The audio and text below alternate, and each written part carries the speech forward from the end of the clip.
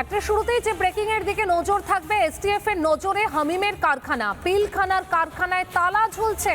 গোলাবাড়ি থানার 7 নম্বর আলম মিস্ত্রি লেন, এই কারখানাতেই কাজ করত পাক জঙ্গি হামিম মণ্ডল। কারখানা ভাড়া নিয়ে ব্যবসা হামিমের। কারখানায় কাজ করত 6 শ্রমিক, আর সেই কারখানাতে এখন তালা ঝুলছে। একদম সেই কারখানার সামনে থেকে আমাদের প্রতিনিধি প্রসেনজিৎ রয়েছে। প্রসেনজিৎ, যদি কারখানাটা একবার দেখাও, ঠিক কোন এলাকায় অবস্থিত এবং সেই কারখানায় কারা কারা যাতায়াত করতো, সেখানে 6 জন কাজ করতো, আমরা জানতে পারছি কি কি আরো তথ্য উঠে আসছে?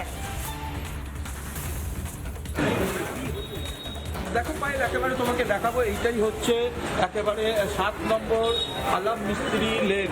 এবং এই আলাম মিস্ত্রি লেন তুমি দেখতে পাচ্ছ, এই এলাকা একেবারে ঘিঞ্জি এলাকা এবং প্রচুর মানুষের বসবাস। এবং তার পাশাপাশি আমি তোমাকে দেখাবো এই এলাকায় যে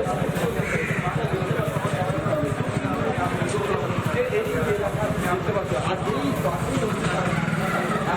এই এলাকায় যারা তার কারখানার পাশেই আবার একটু অফিস, এবং যেটা জানা যাচ্ছে বাড়ির মালিক যেটা দাঁড়িয়েছে, এইটা হচ্ছে তার কারখানার গেট, এবং এই কারখানার গেটের সঙ্গেই রয়েছে তার অফিস। এবং অফিসটাই তুমি দেখতে পাচ্ছ, এইটাই হচ্ছে তার অফিস, পাশেই এসে এটা অফিস।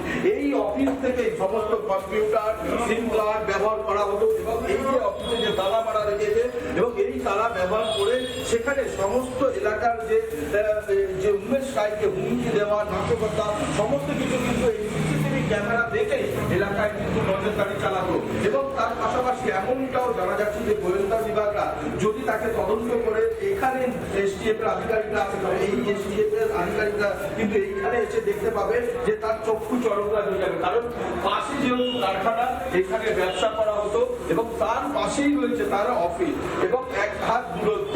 এবং তার যে বাড়িতে থাকতো কারবালা মাঠ, এবং সেই কারবালা মাঠের ওখানে যে বাড়িতে থাকতো, সেই বাড়ি বেঁচে চলে গিয়েছিলেন বর্ধমানে। এবং বর্ধমান থেকে তার বাবা রেগুলারই আসা যাওয়া করতো এই কারখানাতে।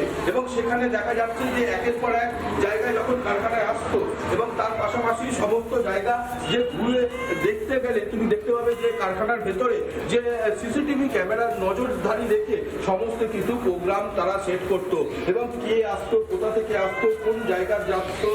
একদমই প্রসেনজিৎ, তুমি দেখাচ্ছ যে ছবি একদম জমজমাট এলাকায় এই কারখানা। আরো তথ্য তোমার থেকে নেব, তবে স্থানীয়রা কি বলছেন একবার শোনাই দর্শকদের।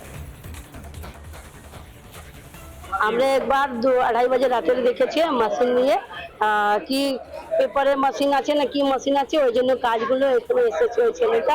আর আমরা কোনোদিন দেখে না, আর ও ছেলেটা এদিকে থাকে নাই, তো ভাড়া রেন্টে ঘরে নিয়েছে। আমরা তো 10 মাস আগে দেখেছি ছেলেটা এদিকে রেন্টে ঘর নিয়ে ব্যবসায় করছে। ওর কারখানাই আছে, ওর কারখানার পিছনে আছে, 2 বছর থেকে এখানে কারখানা আছে। ওই সাইটের পিছনে যে স্টিকার লাগে না, ওই স্টিকারের মেশিন ফেসিন ছিল, ওরাই কাজ করছিল, 3-4 জন কাজ করছিল এখানে। ওর বাবার নামে কিন্তু কারখানা। ও মাঝে মাঝে আসছিল, লোক দেখেছে এখানকার। থানাটা নিয়েছে 2 বছর কাছাকাছি হয়েছে এখানে। হ্যাঁ, 2 বছর আসছিল যাচ্ছিল এখানে। নতুন এরকম ছেলের মতনই ছিল, ঠিক আছে, কিন্তু আমরা জানি না কি এরকম কাজ করে ওরা। আমরা পুরো লোক দেখেছি, শান্তশিষ্ট ভালোই থাকছিল, কোনো অসুবিধা নেই। কিন্তু ওই আপনাদের মাধ্যমে শুনেছি আমরা কি এরকম কাজ করেছে, তারপরেই আমরা ভয় পেয়েছি। প্রসেনজিৎ, স্থানীয়রা কেউ বলছেন যে দীর্ঘদিন দেখা যায়নি, আবার কেউ বলছে মাঝে মাঝেই দেখা যেত। আশেপাশের আরো যারা ব্যবসায়ীরা, তারা কি বলছেন এই হামিম সম্পর্কে? আশেপাশে যারা ব্যবসায়ীরা রয়েছে তারা কিন্তু একেবারে কেউ কেউ বলছে যে এখানে তাকে 9 মাস ধরে দেখেছে, কিন্তু বাড়িওয়ালা যেটা জানিয়েছে যে এখানে 2 বছর হয়েছে তিনি থাকতেন এখানে, এবং এই 2 বছর ধরে এখানে সে ব্যবসা গেড়েছিল। এবং যেখানে দেখা যাচ্ছে 7 ভাই আলম মিস্ত্রি লেনেতে যে দীর্ঘদিনের যে বসবাস করতো, এবং তার পাশাপাশি আমি বাড়িওয়ালাকেই পেয়ে গেছি সরাসরি।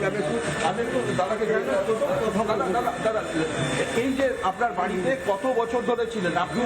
2 বছর ধরে। এলাকার মানুষজন বলছে 9 মাস, কেউ বলছে 10 মাস, কেউ আমি জানি না, আমি একদিন। আচ্ছা, কে ভাড়াটা নিয়েছিল? ভাড়াটা কে নিয়েছিল? ওর বাবা। ওর বাবা। তো বাবা যখন বাবা ভাড়া নিয়েছিল, মানে যে কোনো ডকুমেন্ট তো দিয়েছিল? ডকুমেন্ট আছে। তো কি নামে ভাড়া নিয়েছিল, বা কটা অফিস কি কি নিয়েছিল? একটা অফিস জন্য নিয়েছে, আর একটা কারখানার জন্য হবে। অফিসে কে বসতো? অফিসে একটা লেডিস বসতো, চন্দন দিঘা দিদি আছে। আচ্ছা, আর যেটা জানা যাচ্ছে যে ওর সঙ্গে যে অর্পিতা বলে একজনের, অর্পিতা সরকার। অর্পিতে যায় আমি কিছু জানি না। আচ্ছা, এখানে আজকে নাম শুনেছি আমি। আচ্ছা, যদি arrest- তো আর একটা বিষয় হচ্ছে যে এই কারখানা থেকেই যে উমেশ রায়, যে এখানকার যিনি বিধায়ক মন্ত্রী, তার ছেলেকে অপহরণ করার ছক করতেছিল। এইটা আমি তো সব আপনার জন্য শুনেছি। আচ্ছা, তা আপনারা কি বুঝতে পারতেন না যে এই ধরনের ছক করছে এই অফিসে বসে কারখানার আড়ালে? এইখানে তো আমি কিছু দেখেছিলাম, ওখানে কাজ করতো, চলে যেত 10টার সময় এখানে ওপেন আর 5টার সময় বন্ধ। আচ্ছা, আর কিছু তো আমি রাতে দেখতে আসতো না? না, থাকার জন্য কিছু নেই। একদমই প্রসেনজিৎ, তুমি থাকো, সঙ্গে আরো তথ্য তোমার থেকে নেব এই মুহূর্তে। প্রাক্তন পুলিশ কর্তা নজরুল ইসলাম আমার সঙ্গে রয়েছেন। আপনাকে স্বাগত রিপাবলিক বাংলাতে। স্যার, দেশে থাকবে, দেশের খাবে, দেশের পড়বে, আর দেশে থেকেই দেশদ্রোহিতার কাজ আমরা দেখতে পাচ্ছি। এই যে হামিম, সে মুখ্যমন্ত্রীকে হত্যার ছক যেমন করেছিল, তেমনি পুলিশের উর্দি জোগাড় করে ফেলেছিল যন্তর মন্তরে নাশকতা করার জন্য। যদিও পালা বদলের বাংলা এটা সম্ভব নয়, সেটা আমাদের এই বাংলার পুলিশ করে দেখিয়েছে। বলুন। হ্যাঁ, শুনতে পাচ্ছেন আপনি? হ্যাঁ, শুনতে পাচ্ছি। হ্যাঁ, যে ছবিগুলো আমরা দেখতে পাচ্ছি, একের পর এক চক্রান্ত করেছিল ওই পাক জঙ্গি হামিম। মুখ্যমন্ত্রীকে মারার যেমন টার্গেট ছিল, তেমনি যন্তর মন্তরে নাশকতার ছক ছিল। বিগত সরকারের আমলে মৌলবাদের চাষ হয়েছে, সেই বিষয়টা থেকেই বলতে চাইছি যে এই যে খারিজি মাদ্রাসাগুলো, সেগুলোতে যেমন নজর দেওয়া দরকার, সীমান্ত সুরক্ষা রাখা দরকার, কি বলবেন? সেই ব্যাপারে তো কোনো মতপার্থক্য নেই। রাজ্যে শাসক দলের পরিবর্তন হচ্ছে। এখন এই যে পরিবর্তন হওয়ার ফলে যে অবস্থার সৃষ্টি হয়েছে, সে অবস্থায় সকলেই যে খুব খুশি আছেন এরকম তো নয়। তো যারা খুশি নন তারা তো একটা অরাজক অবস্থার সৃষ্টি করবেন, এবং যারা ক্ষমতায় এসেছেন তাদের দুর্নাম করার চেষ্টা করবেন। এবং এটাকে এইভাবে দেখতে হবে যাতে তারা এরকম কিছু না করতে পারে। বলুন। একদমই তাই। আর এই যে আপনি প্রাক্তন পুলিশ কর্তা, আমরা দেখলাম এই যে গোটা ছকটা মুখ্যমন্ত্রীকে হত্যার ছক, সেটা বানচাল করেছে কিন্তু বেঙ্গল এসটিএফ। আর আমরা বারবার শুনেছি রাজ্যে পালা বদলের পর মুখ্যমন্ত্রী শুভেন্দু অধিকারী তিনি পুলিশের ভূয়সী প্রশংসা করেছেন। দেখুন, আমি একটা কথা বলবো, যারা বিশেষ করে জঙ্গিরা যখন কোনো কাজ করতে চায়, তারা এই একটি লোকের মাধ্যমেই এই কাজটা করছিল, তাকে ধরা হয়েছে মানে বিপদ চলে গিয়েছে, এরকম ভাবলে খুব ভুল হবে। আমি আপনাদেরকে মনে করাতে চাই রাজীব গান্ধীর হত্যার কথা। তিনি প্রধানমন্ত্রী ছিলেন এবং তার নিরাপত্তা খুব কম থাকতো এরকম তো নয়, কিন্তু তবুও আপনারা এখানে যেরকম দেখাচ্ছেন যে মুখ্যমন্ত্রী কোথায় যাচ্ছেন, কখন তার সঙ্গে কীরকম লোক থাকছে, কখন নিরাপত্তা আটোসাটো থাকছে, কখন শিথিলতা থাকছে, এগুলো তারা খোঁজ করছিল। তো রাজীব গান্ধীর ক্ষেত্রে তো সেরকম করা হয়েছিল, এবং করার পরই তো তারা ওই যে মিটিংয়ের মধ্যে ঢুকে প্রণাম করার পর তাকে গুলি করা হয়েছিল। তো এই একজন লোককেই জঙ্গিরা লাগিয়েছিল এরকম তো নয়, আরও অনেক লোককে লাগিয়েছিল, তাদের মধ্যে কোনো একজন সফল হয়েছে। তো আপনি যেটা বলছেন যে ছকটা বানচাল করে দিয়েছে, এটা বলা ঠিক হবে না। এটা বলুন যে একজন লোককে ধরা হয়েছে এবং ব্যাপারটা আমরা জানছি, কিন্তু আরও এরকম লোক থাকতে পারে, সেটা বের করতে হবে এবং তাদেরকে ধরতে হবে, তবে ছক বানচাল করা যাবে। বলুন।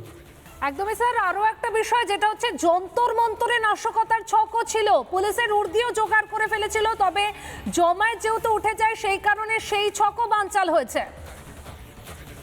দেখুন, আপনারা তো এখন জানেন কেন্দ্রে এবং রাজ্যে একই দল ক্ষমতায় আছে, অর্থাৎ যন্ত্র মন্ত্র যে আন্দোলন হচ্ছে সেখানে যদি শাসক দলের দুর্নাম করা যায় তাহলে সেটা কেন্দ্র রাজ্য উভয় পক্ষে প্রযোজ্য হবে। অতএব তাদের যে ছক ছিল তাদের পরিকল্পনা মাফিক। অতএব আপনি আমি যখন ভাববো কি করলে আমাদের রাজ্যের মঙ্গল হবে, আমাদের দেশের মঙ্গল হবে, আমাদের কার্যকলাপ আমাদের যে বাহিনী আছে, সে পুলিশ বাহিনী হোক বা সেনাবাহিনী হোক, তাদের কার্যকলাপ সেই রকম হতে হবে। বলুন। স্যার, পুলিশের ড্রেস পরে, মানে পুলিশের উর্দি জোগাড় করে ফেলেছিল, মানে প্ল্যানটা একবার জাস্ট ভাবুন, পুলিশের উর্দি পরে তারা গোটা পরিকল্পনাটা করেছিল যাতে পুলিশের নামে সমস্তটা চাপিয়ে দেওয়া যায়। দেখুন, পুলিশের উর্দি বা সেনাবাহিনীর উর্দি পরাটা বেআইনি, আমাদের দেশের আইন অনুসারে। আমাদের দেশে আইন আছে, কিন্তু এরকম ঘটনা আগেও চোখে পড়েছে যে ডাকাত দল ডাকাতি করতে যাচ্ছে, সেখানে তারা পুলিশের পোশাকে যদি চলে গেল, এরকম উদাহরণ আমি দেখেছি। যে তাহলে সাধারণ মানুষ তো তাদেরকে বাধাতে দূরের কথা, তাদের থেকে ভয় পাবে, কিন্তু অপরাধ করার পর তারা চলে যাবে। তেমনি এখানে পুলিশের পোশাকে যাওয়ার একটা সুবিধা হচ্ছে যে যারা খুব ভালোভাবে জানেন তারা ছাড়া সেই লোকটিকে শনাক্ত করতে পারবে না। অতএব তিনি গিয়ে অপরাধ করে ফেললেন, তারপরে তদন্ত করে যা হবে সেটা তো পরে হবে, কিন্তু অপরাধ তিনি করে ফেলতে পারবেন। সেই জন্যেই পুলিশের পোশাকে যাওয়ার পরিকল্পনা করে থাকতে পারেন বলে এটা আমার ধারণা। তো আমাদেরকে এই সব রকম প্রকারে যে অপরাধ করতে চাইবে সেটার মোকাবেলা করার জন্য আমাদের বাহিনীকে প্রস্তুত রাখতে হবে। স্যার, এই পাক জঙ্গি হামিম মন্ডল সাজ্জাদ ভাট্টি গ্যাংয়ের সদস্য, আর ভাট্টি গ্যাং যারা সোশ্যাল মিডিয়ায় প্রভাব বিস্তার করে মগজ ধোলাই করে জঙ্গি কার্যকলাপে যুবকদের যুক্ত করে। আমরা রাজ্যে পালাবদলের পর থেকে দেখতে পাচ্ছি যে খারিজি মাদ্রাসা সীমান্ত এলাকায় সেগুলো একদম মাথা চাড়া দিয়ে উঠেছিল বিগত সরকারের আমলে। আপনি একজন প্রাক্তন পুলিশ কর্তা, আপনার মনে হয় না যে এই খারিজি মাদ্রাসাগুলোতে কি চলছে সেগুলো এবার সত্যি নজরে আনা দরকার, সামনে আসা দরকার? দেখুন, শুধু খারেজি মাদ্রাসা নয়, বিভিন্ন ধর্মীয় সংগঠনের তাদের শিক্ষা প্রতিষ্ঠান আছে, সেখানে ধর্ম ছাড়া অন্য কিছু শেখানো হয় না।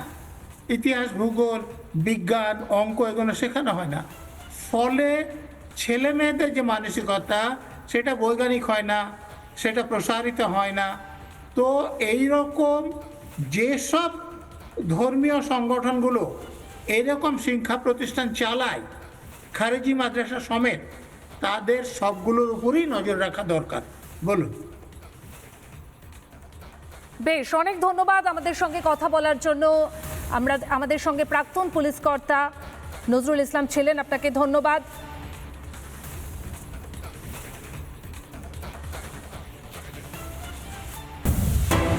আর এরই পাশাপাশি এই মুহূর্তে আরও একটি ব্রেকিং এর দিকে নজর রাখছি। মোট 11,000 টাকায় কারখানা ও দোকান ভাড়া, অনলাইনে কাজ বলে কারখানা ভাড়া নেয় পাক জঙ্গি হামিম। রিপাবলিককে জানান কারখানার মালিক মোহাম্মদ আলী।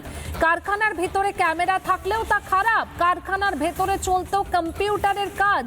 মোট 11,000 টাকায় কারখানা ও দোকান ভাড়া, অনলাইনে কাজ বলে কারখানা ভাড়া নেয় পাক জঙ্গি হামিম। রিপাবলিককে জানান কারখানার মালিক মোহাম্মদ আলী। কারখানার ভেতরে ক্যামেরা থাকলেও তা খারাপ। আমাদের প্রতিনিধি যখন ছবি তুলে ধরছিলেন কারখানার, আমরা দেখেছি যে একদিকে তার কারখানা, অন্যদিকে অফিস, আর তার বাইরে কিন্তু সিসিটিভি রয়েছে। একদম অনলাইনের কাজ বলে কারখানার ভাড়া নেয় পাক জঙ্গি হামিম। কারখানার ভেতরে ক্যামেরা থাকলেও তা খারাপ। একের পর এক তথ্য সামনে উঠে আসছে। নানা ধরনের কন্টেন্ট দেখার জন্য লাইক করুন, শেয়ার করুন আমাদের ফেসবুক পেজ, সাবস্ক্রাইব করুন আমাদের ইউটিউব চ্যানেল। পাশাপাশি অন্যান্য ব্রেকিং নিউজের জন্য অবশ্যই চোখ রাখুন রিপাবলিক বাংলায়।